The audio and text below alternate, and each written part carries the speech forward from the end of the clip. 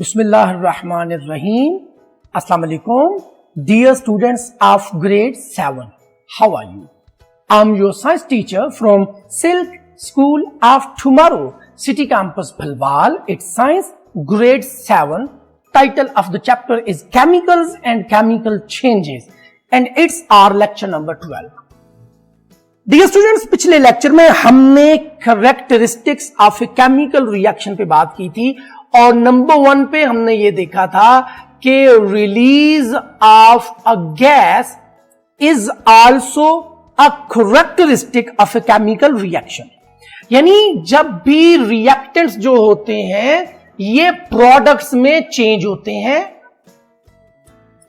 तो gaseous product भी release हो सकती है और इसको हम जाहिर करते हैं एक अपवर्ड एरो के जरिए से। आपने यकीनन देखा होगा कि हमने कैल्शियम कार्बोनेट को सल्फ्यूरिक एसिड के अंदर डिसॉल्व किया तो उससे कार्बन डाइऑक्साइड गैस निकली जिसको हमने अपवर्ड एरो से जाहिर किया। इसके बाद नंबर 2 पे हमने बात की थी फॉर्मेशन ऑफ प्रेसिपिटेट और प्रेसिपिटेट को हमने डिफाइन किया था कि प्रेसिपिटेट क्या होते हैं। प्रेसिपिटेट इनसॉल्युबल सब्सटेंसेस को कहते हैं। किसी भी केमिकल रिएक्शन में ऐसी चीज जो डिसॉल्व नहीं होती, जो हल नहीं होती, वो नीचे सेटल डाउन कर जाती है एट द बॉटम, बॉटम में बैठ जाती है, उसको हम कहते हैं प्रेसिपिटेट और इसको एक डाउनवर्ड एरो के जरिए से हम डिनोट करते हैं, जाहिर करते हैं। और पिछले केमिकल रिएक्शन में आपने देखा था कि हाइड्रोजन सल्फाइड और जिंक क्लोराइड के रिएक्शन में जिंक सल्फाइड बना जो कि इस तरीके से था और जिसको हमने डाउनवर्ड एरो से जाहिर किया। जी हां डियर स्टूडेंट्स, ये पिछले लेक्चर में था। Now look at the page. आप जरा इस तस्वीर को गौर से देखें तो आपको क्या नजर आ रहा है। जी हां, आपको एक आयरन बोल्ट नजर आ रहा है, लोहे से बना हुआ एक बोल्ट जिसके ऊपर एक और लेयर सी जम गई है, एक और लेयर इसके ऊपर आ गई है। ये लेयर क्या है, इसका कलर गौर से देखें। इस लेयर का आपको ये लेयर का कलर कैसे नजर आ रहा है? जी हां, ये रेडिश ब्राउन लेयर है जो आयरन के ऊपर डिपॉजिट हो गई है। क्या आपको पता है इसको क्या कहते हैं? जी हां, इसको रस्ट कहते हैं। तो आप रस्ट को डिफाइन कर सकते हैं कैसे? Reddish brown layer on the surface of iron is called rust. Reddish brown layer on the surface of iron is called rust। जी हां डियर स्टूडेंट्स, इसको रस्ट कहते हैं। तो क्यों ना हम रस्ट के बारे में कुछ मजीद भी पढ़ें। मैंने आपको बताया कि जो रेडिश ब्राउन लेयर आयरन के ऊपर डिपॉजिट हो जाती है उसको रस्ट कहते हैं और ये जो पूरा प्रोसेस होता है यानी process of rust formation is called rusting. इसको हम रस्टिंग प्रोसेस कहते हैं। और क्या आपको पता है इसका केमिकल नेम क्या है?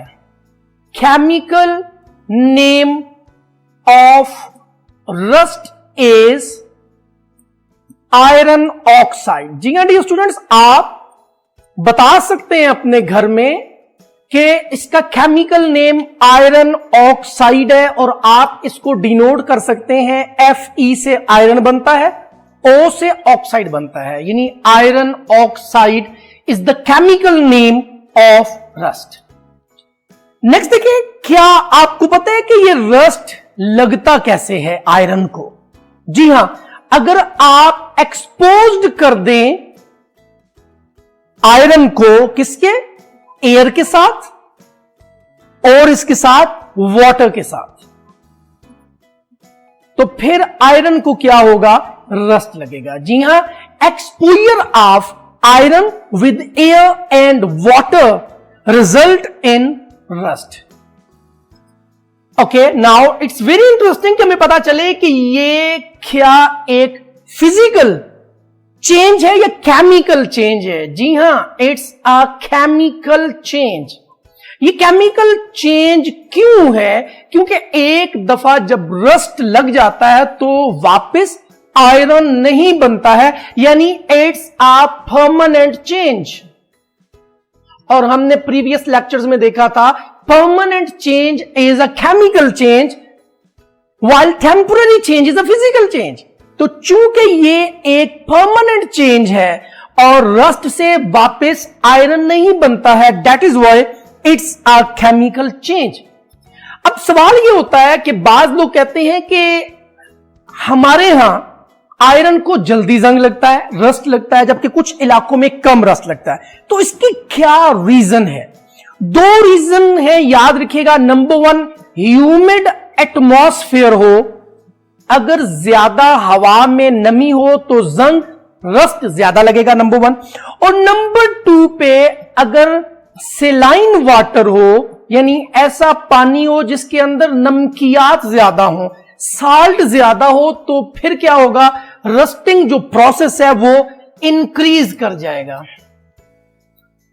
और रस्ट करता क्या है? सबसे बड़ा नुकसान ये होता है कि ये आयरन को ईट अप कर देता है, या तो मुकम्मल खा जाता है या उसको वीकन्स कर देता है, यानी उसको कमजोर कर देता है। ये दो बड़े नुकसानात हैं जो रस्टिंग की वजह से हमें काज होते हैं। Number one, iron is completely eaten up और इट वीकन्स द आयरन। तो डियर स्टूडेंट्स, हमने रस्ट के अबाउट पढ़ा कि रस्ट जो है वो आयरन के ऊपर एक रेडिश ब्राउन लेयर अकमुलेट हो जाती है, विच इज कॉल्ड रस्ट, और इस प्रोसेस को हम रस्टिंग कहते हैं। Chemical name of rust is iron oxide. Rust is basically formed by the reaction of air and water on iron. It's a chemical change. Why? Because it's a permanent change. Rusting process enhances in humid atmosphere and in saline water. और सबसे बड़ा disadvantage क्या है कि rust completely eaten up the iron or it's weaken up.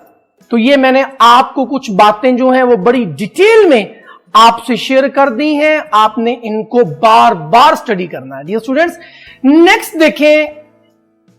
जी हां, next हमने ये देखना है कि इस रस्ट को हम प्रिवेंट कैसे कर सकते हैं।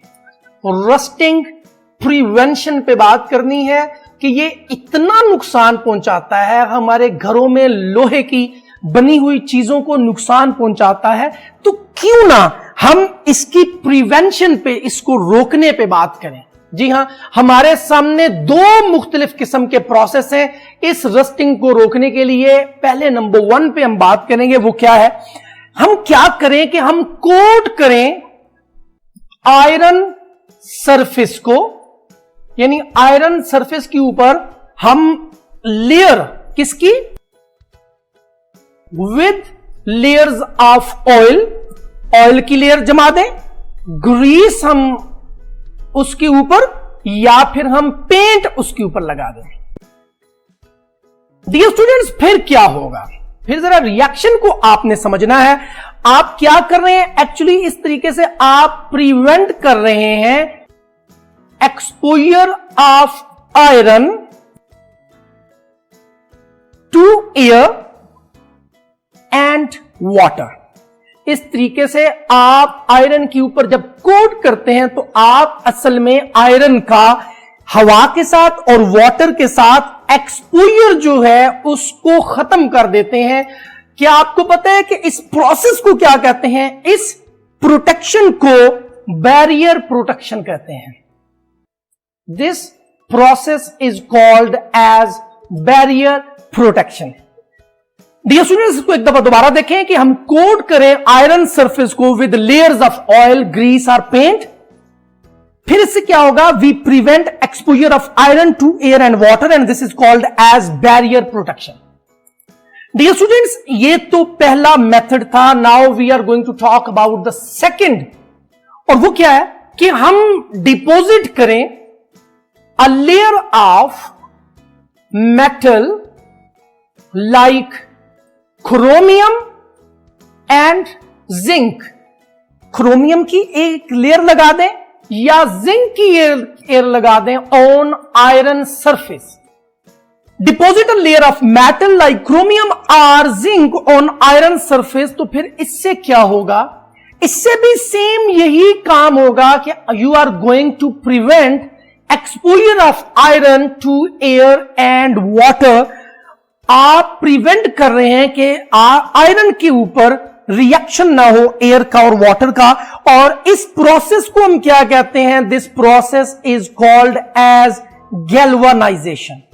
डियर स्टूडेंट, ये प्रोसेस जो होता है हमारे घरों के अंदर, जो रूम एयर कूलर्स होते हैं उनके अंदर भी इस तरीके से कोटिंग की जाती है, और साथ में हमारी जो गाड़ियां होती हैं उनके नीचे बॉटम में भी आप जिंक कोटिंग देखते हैं। तो यानी एक कोटिंग का प्रोसेस है जिसको गैल्वानाइजेशन कहते हैं। आयरन के ऊपर एक और मेटल की लेयर जो है वो उसके ऊपर स्प्रेड कर दी जाए। डियर स्टूडेंट्स, आपकी बुक पे ये जो आज हमने पढ़ा है, ये बुक का पेज नंबर 59 है। रस्टिंग आपकी बुक पे मौजूद है, ये सारा यहां तक है। उसके साथ फिर रस्टिंग जो है उसके दो तरीके हैं उसको प्रिवेंट करने का। Number 1 is called as barrier protection and number 2 is called as galvanisation. Dear student, ये बड़ी इंपॉर्टेंट एक इक्वेशन है आयरन ऑक्साइड की, कि iron plus oxygen plus water, और इसके नतीजे में आयरन ऑक्साइड यानी रस्ट जो है वो इस तरीके से बनता है। Now we are moving towards our homework. Top पे डेट होमवर्क पे टिक करें। Rusting, question number 1, what is rusting? Right chemical equation of rusting, ये आपने इसका जवाब यहां पे लिखना है। फिर उसके बाद question number 2, how rusting can be prevented. इसमें आपने दोनों जो प्रोसेस है, नंबर 1 बैरियर प्रोटेक्शन पे बात करनी है एंड नंबर 2 आपने गैल्वानाइजेशन पे बात करनी है। Dear students, thank you very much. Now what you have to do, you have to share the information regarding rusting with your parents and with your friends. Thank you very much.